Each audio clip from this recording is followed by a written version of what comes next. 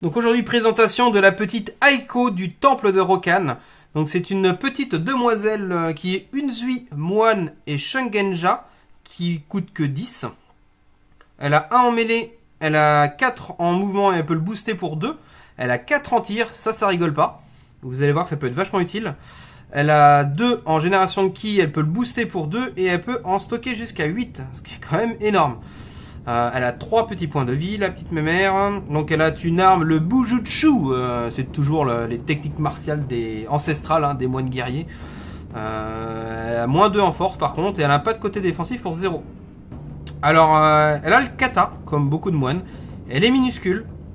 Et elle a résistance 1. Pour rappel, résistance 1 fait que quand elle sera... elle fera un test en opposition de ki, mais qu'elle sera la cible, donc la victime d'un test, et qu'elle sera pas active en fait, elle aura plus 1 à son test. Ensuite, elle va avoir un exploit ki. Bénédiction du kami, ça coûte 2.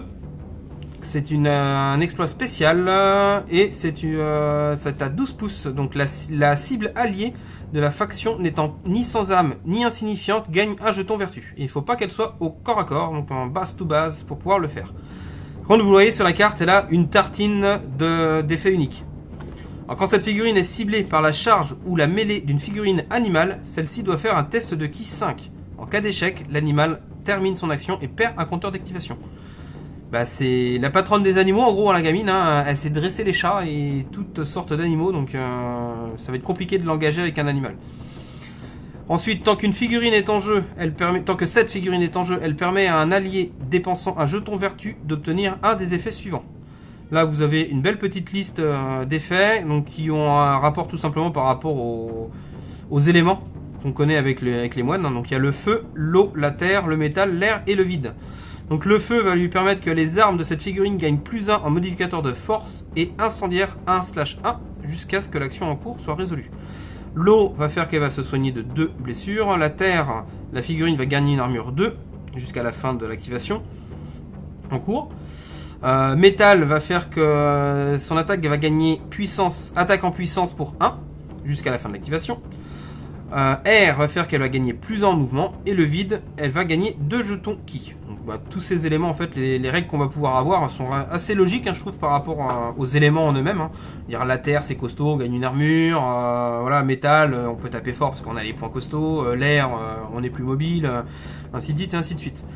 Donc, Mika, qu'est-ce que tu peux nous dire, toi qui joues le temple et qui nous l'a déjà joué, cette petite figurine? Alors, c'est un très très bon soutien. En particulier, la figurine qu'on va vous montrer juste après, qui est Silverback, qui l'accompagne. Son gorille garde du corps.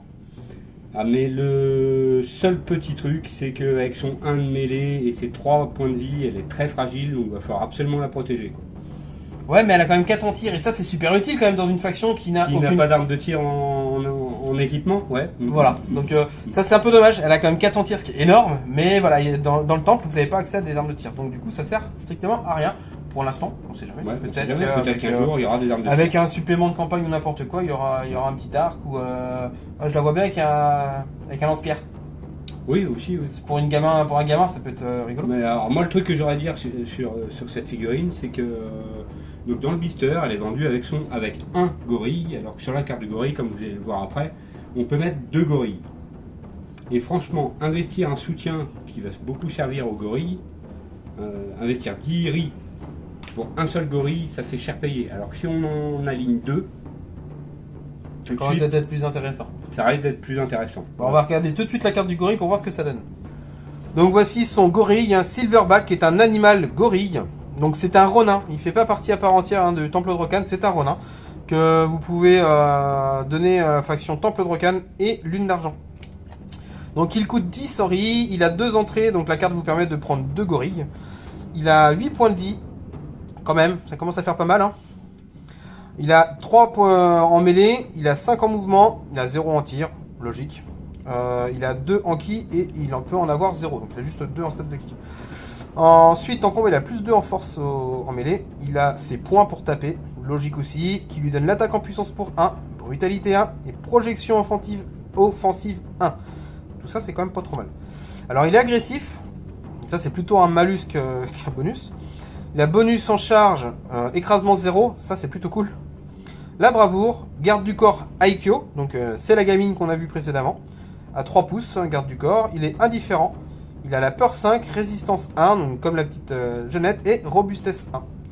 Donc c'est plutôt pas mal, hein, quand même. Il a quand même pas mal de règles pour 10, pour 10 grilles, je le trouve vraiment sympa.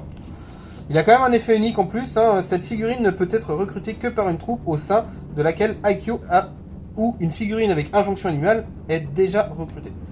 Donc il y a quand même voilà, une incidence sur la fabrication de votre bande, donc vous pouvez la prendre forcément, mais comme disait Mika, c'est intéressant d'en prendre deux peut-être. C'est ça, c'est intéressant. Comme il y a 2 entrées sur la carte, c'est intéressant d'en prendre 2, vu l'investissement que représente La petite. Ouais. Qui va, moi je la trouve. Alors, la petite, on peut la recruter toute seule pour donner des jetons vertus À d'autres à d'autres figurines, mais c'est quand même super intéressant de l'avoir avec 2 gorilles et d'utiliser la vertu pour booster les 2 gorilles qui sont déjà super balèzes. nerveux. Bah voilà, bah rien qu'un truc, on met aux gorilles. Plus en force, hein, par exemple. Même pas le truc pour faire de la défense, pour faire un mur infranchissable. On lui met le truc de la terre, à armure 2, on se retrouve avec un gorille qui a 2 d'armure et robustesse 1. Donc Avec c'est ses 8 points de vie avant de le. Alors moi je vais prendre le contre-exemple, hein, Mika il prend voilà, si vous voulez le jouer un peu plus en défensif du coup pour protéger. Clairement là en mode un peu garde du corps à corps en fait de la nénette. Si vous voulez le jouer en offensif, vous mettez le feu. Ces armes vont gagner plus 1 modificateur de force, donc il a déjà plus de 2 passes, donc il va passer à plus 3. Et en plus il gagne un incendiaire 1-1. Ça commence à faire pas mal. Hein. Après s'il est un peu handicapé, ben, vous pouvez le soigner. Enfin voilà, il y a quand même pas mal de choses à faire. Il a déjà 5 en mouvement. L'air peut être vachement sympa aussi pour aller choper. Lui mettez 6 en mouvement, tu tapes la charge derrière. C'est ça, ouais, à 12. Tu fais une charge à 12. Donc c'est quand même pas mal. Bon, les jetons qui, lui, il s'en bat les steaks. Mais voilà, mais c'est ce que je dis, pour l'investissement de 10 pour la petite, c'est d'après moi intéressant de mettre 2 gorilles. Clairement, ça va encore plus la rentabiliser. J'ai pas précisé, bien entendu, le gorille, il est pas minuscule, hein, c'est quand même un gorille, il est quand même de taille moyenne, sur socle de 40. Bah moi, pour moi, c'est 2 petites figurines qui combotent bien. Un petit conseil, voilà, jouer peut-être 2 gorilles avec la gamine, vraiment pour optimiser la figurine. Maintenant, ça reste jouable. Hein, Oui, ça reste jouable, j'ai déjà fait, c'est très jouable. Hein. Mais c'est juste, voilà, vraiment en mode un petit peu plus optimisé, pour vraiment rentabiliser encore plus la gamine, et jouer lui 2 Silverback. Bon, après, petite doléance, c'est comme tu disais, la figurine, elle peut être achetée que quand tu l'achètes, elle est en blister avec Silverback. C'est ça. Silverback n'est pas prenable tout seul. C'est ça. À l'unité au niveau de l'achat. Donc si vous en voulez 2, vous aurez 2 fois la même figurine. Mais bon, ça on connaît que GCT, c'est souvent le cas. Il n'y a pas vraiment beaucoup de sculptures différentes quand on a des figurines multi-part à part aussi. Enfin, le culte du Ré a pas mal de quand même figurines différentes pour représenter la carte. Moi, je dirais là où c'est le plus dommage, c'est que comme c'est un Ronin gorille et qu'on peut l'avoir avec la lune d'argent, ouais. Si on veut avoir la carte, en gros c'est juste ça, si on veut avoir la carte et la figurine, on est obligé d'avoir la carte de Aikyo. Et la figurine de la fille qu'on en a pas besoin. Qui servira à rien. Donc non, bonne petite figurine. Donc voilà, soit vous la jouez en compo soft, vous le jouez la gamine toute seule, ou alors vous jouez avec son gorille, vous en jouez un, donc pour 20 riz. Ou alors vous allez optimiser à mort et amortir au plus la figurine et ça va vous coûter 30, donc on est quasiment à un tiers de votre bande en format standard à 100. Donc c'est quand même un investissement, mais vous allez avoir quand même 2 gorilles qui vont tabasser, qui vont quand même bien encaisser. Donc bonne petite référence.